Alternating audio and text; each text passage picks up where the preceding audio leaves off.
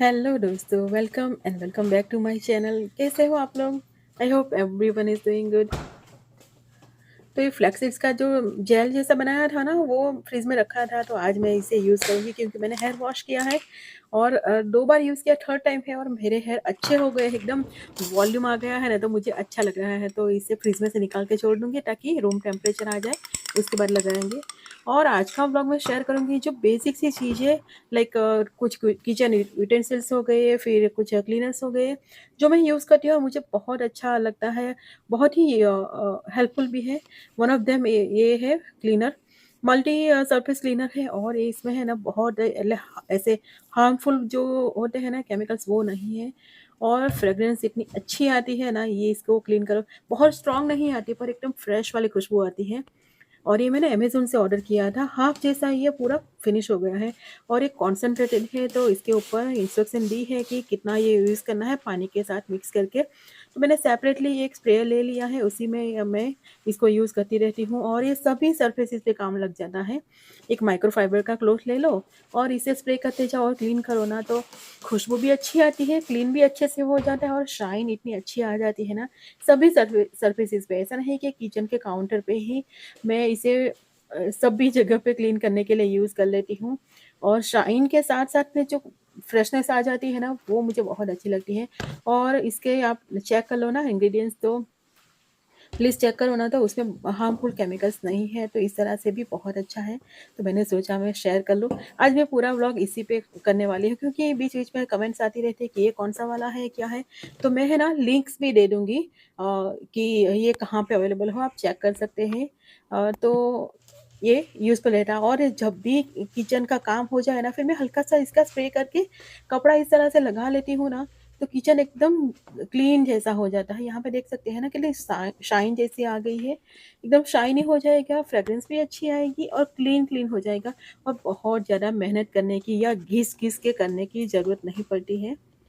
पूरा kitchen clean हो ना, फिर काम करना हो ना, तभी अच्छा लगता है और काम हो गया उसके बाद भी अ, इस तरह से शाइन हो रहा हो ना, तो अच्छा लगता है कि बहुत मेहनत किए बिना। और ये डाइनिंग टेबल पे भी मैं इसे यूज़ कर लेती हूँ। कुछ डिसइन्फेक्टिंग वाइप्स या ऐसा यूज़ करें, उससे तो बेटर ही है, उसमें बहुत हार्श केमिकल्स होते हैं और स्मेल भी अच्छी नहीं आती है। और बेकिंग सोडा और ये सब चीज़ें हैं ना, सभी जगह पे यूज़ नहीं कर सकते हैं, कहीं-कहीं पे आप यूज़ कर लो, बाकी नहीं इतना यूज़फुल होता है। तो जब से मैंने ये वाला यूज़ किया है ना मायर्स का, ये मुझे बहुत अच्छा लगा है और मैं एकदम फ़ैन बन गई हूँ। तो इसके ऊपर भी ये ऊपर है ना डाइनिंग टेबल के ऊपर, वैसे तो मैं वुड पे भी ये यूज़ कर लेती हूँ। और बहुत ज़्यादा नहीं करती, स्प्रे लगा के इसको वाइप कर लेना है और इसके ऊपर कवर लगाया हुआ है, ये भी एकदम अच्छे से शाइनी क्लीन हो जाएगा। बहुत ही कम मेहनत में बहुत अच्छे से क्लीन हो जाएगा। तो फिर पूरा घर का जो मेन फर्नीचर है ना, वो मैं अभी 15-20 मिनट में तो पूरा क्लीन कर लूँगी, क्योंकि इसको स्प्रे करो और ऊपर से माइक्रोफाइबर के क्लॉथ से वाइप कर लो और एकदम शाइन आ जाएगी, क्लीन भी आ जाएगी और खुशबू भी आ जाएगी अच्छे से। ये भी एकदम अच्छे से हो गया है क्लीन। अब नेक्स्ट आते हैं, ये मैंने रिसेंटली बाय किया था, एक ब्लेंडर जैसा है। मैंने पहले दूसरा वाला बाय किया था कोई कंपनी का, पर मैंने 1-2 बार में यूज़ किया ना, तो मुझे अच्छा नहीं लगा। फिर मैंने इसके रिव्यूज़ देखे ना, मुझे अच्छा लगा। तो ये $35 का मैंने अमेज़न.com से बाय किया था। 2 कप्स आए हैं और इसके 2 डिफरेंट काइंड ऑफ ब्लेड्स हैं। तो बहुत अच्छे से क्विकली कुछ चटनी बनानी हो या कुछ फटाफट से करना हो ना, लिक्विडी सॉस बनाना हो, तो ये बहुत ही यूज़फुल है। इसमें है ना गार्लिक और जिंजर की चटनी बनानी हो ना, तो भी बहुत ईज़िली क्विकली हो जाता है छोटे वाले कप में। और बड़ा वाला कप है ना, इसमें आइस भी अच्छे से क्रश हो जाता है। इसकी भी लिंक दे दूँगी।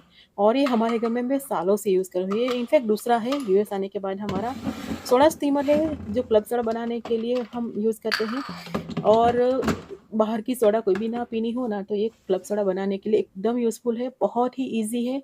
इसके अंदर साथ में ये बॉटल्स आती ही है, इसमें अंदर पानी भरो और फिर इसके ऊपर से प्रेस करके गैस इसमें डाल दो ना, तो पूरी club soda easily within few second ready हो जाएगी। और इसके साथ में है ना, इस तरह का एक सिलेंडर आता है गैस का, जिसको आप रिफ़िल करवा सकते हैं वॉलमार्ट, क्रोगर में सभी जगह पर आप रिफ़िल कर सकते हैं। 1 सिलेंडर है ना एवरीडे बनाओ ना तभी भी 2 मंथ्स तक तो चल ही जाएगा, अच्छे से बनाओ फिर भी। और रिफ़िल करो ना तो 7 टू $10 के अंदर ये हो जाता है। रिसेंटली अभी कितनी प्राइस है मुझे एक्ज़ैक्टली याद नहीं है पर अराउंड इस प्राइस में हो जाता है। और 2 मंथ्स तक तो बहुत ही अच्छा रहता है ना। बाहर से कोई भी सोडा लाओ ना आप तो बहुत ही कॉस्टली हो जाती है और कार्बोनेटेड सोडा ड्रिंक ना करना हो, क्लब सोडा चाहिए ना तो ये बहुत ही परफ़ेक्ट है। इसको फ्लेवरिंग सोडा बनानी हो ना तो फ्लेवर्स यूज़ कर सकते हैं। और अब आ गया हमारे किचन का इंडियन देसी किचन का मेन ब्लेंडर या फिर ग्राइंडर या फिर मिक्सी जो भी बोलो। 2 कप्स आते हैं इसके साथ में। ये वाला ब्लैक वाला दिख रहा है ना ये मैंने इंडिया से बाय किया था अमेज़न डॉट इन से। क्योंकि इसके साथ में जो कप आया ना उसकी ब्लेड ख़राब हो गई थी और अमेज़न डॉट कॉम पे कॉस्टली था। अमेज़न डॉट इन पे प्राइस कम थी तो मैं इंडिया गई थी ना तब ये बाय करके लाई थी। इसके साथ में 2 कप्स आते हैं और एक जूसर का भी कप आता है तो 3 कप्स आता है टोटल। ये प्रीति का ब्लू लीफ प्लेटिनम वाला है। पहले मेरे पास सिंपल वाला था, पर ये भी अच्छा दोनों का मुझे बहुत ज़्यादा अच्छा एक्सपीरियंस है। यूएस में और 18 प्लस इयर्स हो गए और ये मेरा सेकंड ही है। बहुत अच्छी क्वालिटी का है और हमारे देसी किचन में एक तो हमें ब्लेंडर इस तरह का कुछ ना कुछ चाहिए होता है। कितने भी डिफरेंट काइंड ऑफ ले लो पर ये देसी वाला तो अच्छा रहता है।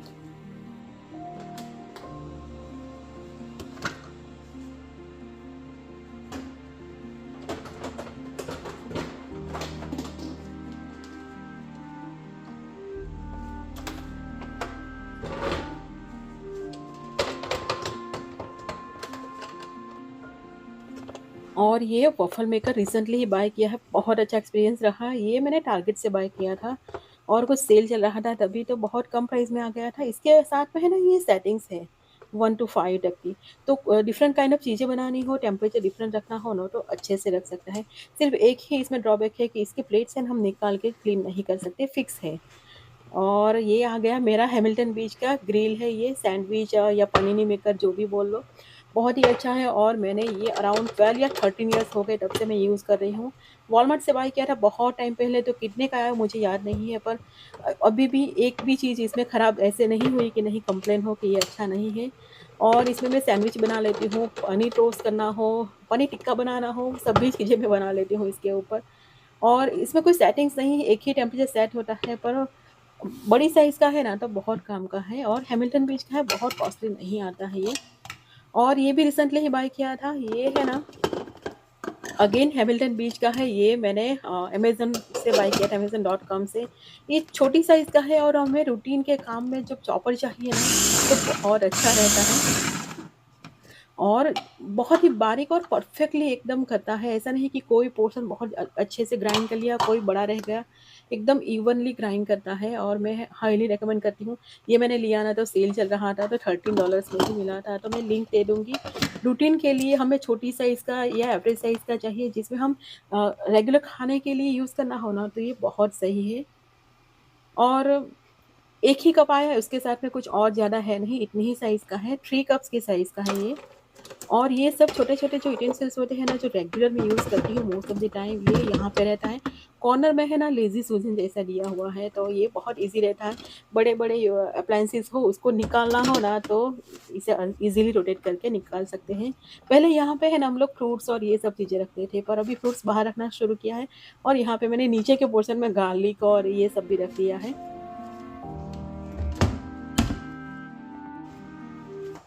और अब आते हैं जो जिसके लिए मुझे बहुत सारी कमेंट्स आती है, तो ये नाइफ़ मैंने होम गुड से बाय किया था, 6 या $7 के अराउंड का आया था। इसे बोलते हैं चीज़ नाइफ़ और ये चीज़ नाइफ़ सर्च करो ना तो आपको गूगल सर्च करो तो मिल जाएगा। अमेज़न.com पे भी अवेलेबल है, अराउंड 14 या $15 का आता है। बहुत ही परफेक्ट है, आज तक की जितनी भी मैंने नाइफ़्स यूज़ की ना उसमें सबसे बेस्ट है और बहुत टाइम से यूज़ कर रही हूँ, लाइक 1 ईयर तो हो गया होगा। ऐसी ही शार्प है, एक भी बार कोई प्रॉब्लम नहीं हुआ। इसकी भी मैं लिंक जो अमेज़न.com पे अवेलेबल है ना, वो दे दूँगी। चीज़ नाइफ़ सर्च करेंगे ना तो आपको मिल जाएगी। तो मेरा रोबोट भी एक तरफ काम कर रहा है। ये रोबो है ना, मेरा प्रमोशन के लिए आया था, विज़ल का है अच्छा है, जितनी कम प्राइस में हम जिस तरह का रोबो लेते हैं ना वैक्यूम, वो अच्छे से काम कर लेता है और इसका प्लस पॉइंट ये है कि ये मॉपिंग भी कर लेता है। तो एक बार इसे ऐसे ही क्लीन करने के लिए स्टार्ट कर दो और मॉपिंग भी एवरेज करता है, बहुत एक्स्ट्राऑर्डिनरी नाइस नहीं करता है, पर वैक्यूम क्लीनिंग बहुत अच्छे से कर लेता है और पूरे घर में घूमता रहता है, तो अच्छा रहता है। कभी-कभार है ना डीप क्लीनिंग करनी है ना मॉपिंग, तभी मैं खुद से करती हूँ।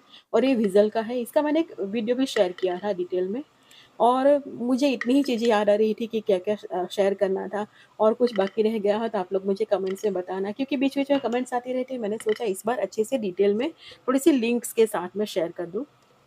और आज एक ड्रेसिंग बना रही हूँ, तो मेरे पास थोड़े से नट्स बच गए थे, सुबह के सोक किए तो कोई खाया नहीं था, तो 4-5 नट्स डाल लिए, थोड़ा-सा पनीर और ढेर सारा सिलैंट्रो, 1 लेमन डालूँगी और एक यम्मी सा चटनी जैसा बनाऊँगी और ये टेस्ट में बहुत अच्छा लगा। इसमें मैंने योगर्ट या ऐसी कुछ भी चीज़ें नहीं डाली है।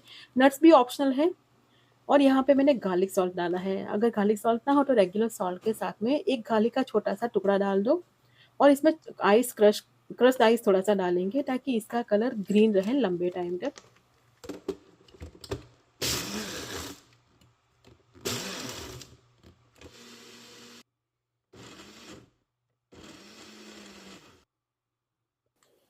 और ये है ना ड्रेसिंग बहुत टेस्टी लगा, सिर्फ़ पनीर डाला था और कुछ भी नहीं और एज़ अ चटनी भी इसे यूज़ कर सकते हैं, एज़ अ स्प्रेड यूज़ करना चाहो और ऐसा ही कलर रहा पूरे दिन।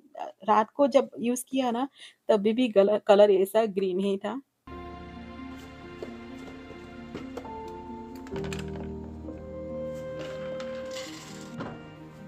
और थोड़ी-सी सैलेड की प्रिपरेशन के करके रख दूँगी ताकि हमारे घर में है ना कभी ऐसा नहीं होता है कि एक ही टाइम में सब लोग खा लेंगे सैलेड। कभी कोई लंच में खाएगा, कोई अर्ली डिनर में खाएगा, तो थोड़ी-सी प्रिपरेशन करके रखनी पड़ती है। तो मैं पीनट्स भी यूज़ करने वाली हूँ, तो पीनट्स को बॉयल करने के लिए यहाँ पे पॉट में रख दिया है और पीनट्स है ना हमारे घर में सबसे ज़्यादा मुझे लगता है यूज़ होती है। हम रोस्टेड पीनट्स भी थोड़ी-सी खाते हैं, फिर चटनी में और ये सब चीज़ों में भी चली जाती हैं।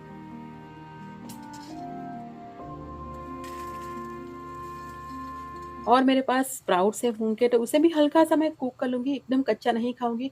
मुझे कच्चा पसंद है पर घर में बाकी लोगों को कच्चा पसंद नहीं है और थोड़ा-सा डाइजेशन में भी थोड़ा-सा हार्ड होता है। तो हल्का-सा इसे ब्लांच कर दो या फिर लाइटली स्टीम कर लो ना, तो अच्छा रहता है। तो पीनट्स थोड़ी-सी कुक हो जाए, लाइक 70% तक कुक हो जाए। पीनट्स में वैसे मैंने थोड़ा-सा सॉल्ट डाल दिया था। प्रेशर कुक भी कर सकते हैं इसे या सोक करके ओवरनाइट रख दो ना, तो फिर बहुत जल्दी ये कुक हो जाते हैं। तो थोड़ी-सी पीनट्स कुक हो जाए उसके बाद मैं स्प्राउट्स को ऊपर स्टीम करने के लिए रख दूँगी 2 मिनट के लिए। और ये पनीर लाई थी ना कॉस्को से, ए2 मिल्क वाला, बहुत अच्छा लगा पनीर, एकदम परफेक्ट सॉफ्टनेस है इसमें, बिल्कुल भी हार्ड नहीं है और ऐसा नहीं कि बहुत ही जो बाकी के पनीर मैंने बाहर से लाके ट्राई किया ना, यहाँ पे जो भी इंडियन स्टोर से या कहीं से भी, इनफैक्ट कॉस्को से भी जो पहले मिलता था उसके कंपैरिज़न में भी ये टेस्ट वाइज़, टेक्सचर वाइज़ बहुत अच्छा लगा मुझे। ए टू मिल्क का है तो ज़्यादा हेल्दी भी है। तो यहाँ पे पीनट्स रेडी हो गए थे और ऑलमोस्ट मैंने चेक किया तो कुक हो ही गए हैं, तो इस स्टेज पे मैं रख दूँगी। स्टीमर रेडी ही है तो अराउंड 2 मिनट्स तक ही मैंने रखा, उसके बाद स्टव को कर दिया टर्न ऑफ। और पनीर है ना तो उसे मैं हल्का-सा एकदम लाइटली टोस्ट करूँगी। वैसे ऐसे भी चल जाता है पर सैलेड में या ऐसी चीज़ों में खाओ ना तो पनीर कई बार बहुत कच्चा-कच्चा सा लगता है, तो हल्का-सा इसे टोस्ट कर लो ना लाइटली ही एकदम, थोड़ा-सा भी, तो अच्छा लगता है।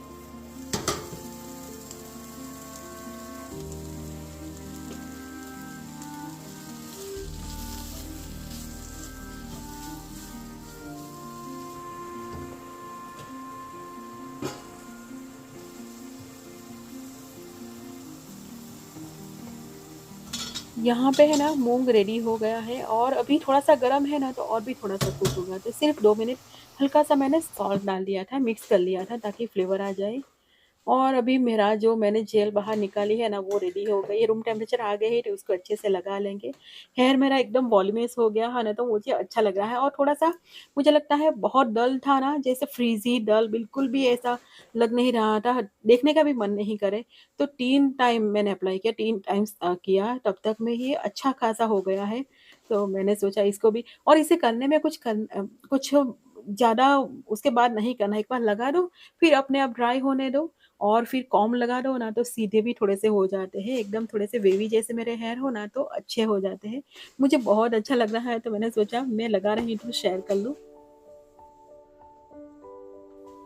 और वॉल्यूम आ जाता है ना, तो फिर फ्लैट फ्लैट जैसे रहते हैं ना हेयर बहुत, तो वो भी अच्छा नहीं दिखता। कई बार होता है ना जिसके हेयर थोड़े से कम हो, मेरा है ना हेयर कम हो गया है। वीर का बर्थ होने के बाद मेरा बहुत ज़्यादा हेयर लॉस हुआ था और मैं मेरे मिड 30s में थी, तो हेयर लॉस और बहुत सारा प्रॉब्लम्स हो गए थे हेल्थ के, तो उसमें हेयर पे सबसे ज़्यादा बैड इफ़ेक्ट हुई थी। तो ये यूज़ करने के बाद मुझे अच्छा लग रहा है कि वॉल्यूम थोड़ा-सा हो गया है।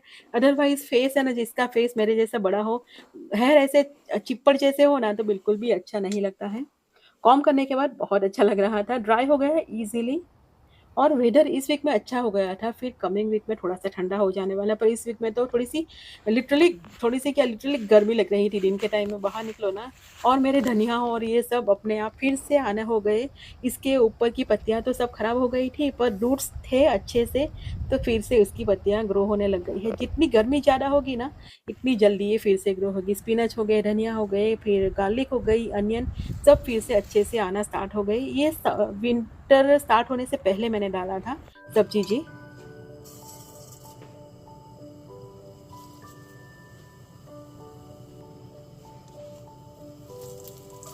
और है ना, मैं सब्ज़ी भी एक बनाने वाली हूँ। मूँग दाल की सब्ज़ी बहुत ही टेस्टी लगती है, सूखी वाली। मूँग दाल को ऑलरेडी मैंने सोख करके रख लिया था सुबह ही। और मूँग दाल में है ना ढेर सारा गार्लिक डालो ना, तो टेस्ट में बहुत ज़्यादा अच्छा लगता है। तो गार्लिक और थोड़ा-सा अनियन का पीस छोटा-सा ही था, उसको भी मैंने रोस्ट कर लिया और मूँग दाल को यहाँ पे डाल के इसे कुक करेंगे। सॉल्ट, हल्दी पाउडर, यहाँ पे रेड चिली पाउडर भी थोड़ा-सा डाल सकते हो या फिर तड़के में ग्रीन चिली डालो ना, तभी भी टेस्टी लगता है। पर वीर खाएगा ना, तो मैं स्पाइसेस अभी नहीं डालूँगी, एंड में डालूँगी जब वीर के लिए निकालूँगी, कुक हो जाए उसके बाद। थोड़ा-सा पानी डाल के इसको लो फ्लेम पे छोड़ देंगे और ये अराउंड 60% कुक हो जाए ना, तब इसमें स्पिनच डालेंगे। इसमें स्पिनच डालो ना, तो स्पिनच के साथ में बहुत अच्छा फ्लेवर आता है। और एक वेजिटेबल ऐड करनी हो ना बच्चे लोगों को खिलाने के लिए, तभी भी ये अच्छा ऑप्शन हो जाता है। तो यहाँ पे बेबी स्पिनच तो बहुत जल्दी कुक हो जाती है, जैसे ही डालेंगे ना, सिर्फ़ 1 मिनट के अंदर ये कुक हो जाएगी। तो स्पिनच डाल के इसको थोड़ी देर ढक के रख देंगे और कुक हो जाए, उसके बाद एंड में थोड़ा-सा ऊपर से लेमन जूस डाल देंगे ना, तो ये एकदम हेल्दी वाली, टेस्टी वाली और यम्मी वाली रेडी हो जाएगी। आप चाहो ना तो सर्व करते टाइम थोड़ा-सा गार्लिक और रेड चिली का घी में तड़का लगा के भी उसके ऊपर डाल दो सर्व करते टाइम, तो और भी ज़्यादा अच्छा लगेगा। एंड में थोड़ा-सा गरम मसाला या क्यूमिन कोरिएंडर पाउडर डाल देंगे, तो एकदम बेसिक वाली सिंपल सी, पर गरमा-गरम सर्व करके खाओ ना, तो अच्छी रेसिपी है ये।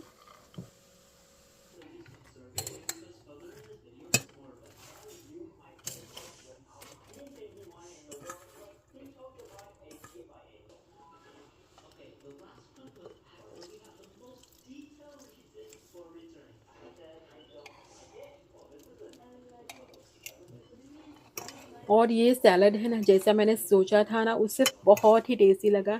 सैलड है ना, जो ड्रेसिंग के पे भी डिपेंड करता है। ड्रेसिंग जो अच्छा हो ना, टेस्टी हो ना, तो कोई भी सैलड पसंद ना हो ना, वो भी अच्छा कर लेता है। और बेसिक से इंग्रीडिएंट्स हम यूज़ करते हैं, most of the time same ही होते हैं, पर ड्रेसिंग ही डिफरेंट होता है। तो ये वाला ड्रेसिंग मुझे बहुत अच्छा लगा, बहुत ही टेस्टी लगा सैलड। ऊपर से टॉपिंग में मैंने थोड़े से हैम सीड्स डाल दिए ताकि क्रंचीनेस भी आ जाए, और थोड़े से चिली फ्लेक्स, मुझे स्पाइसी थोड़ा-सा ज़्यादा पसंद है। और साथ में ऑरेंजेस, ये वाला ऑरेंजेस है ना, ये सैलेड के साथ में बहुत अच्छा जाता है, नेवल ऑरेंजेस। और ये कारा-कारा ऑरेंजेस भी है, जो थोड़ा-सा डिफरेंट फ्लेवर आता है, पर अच्छा लगता है।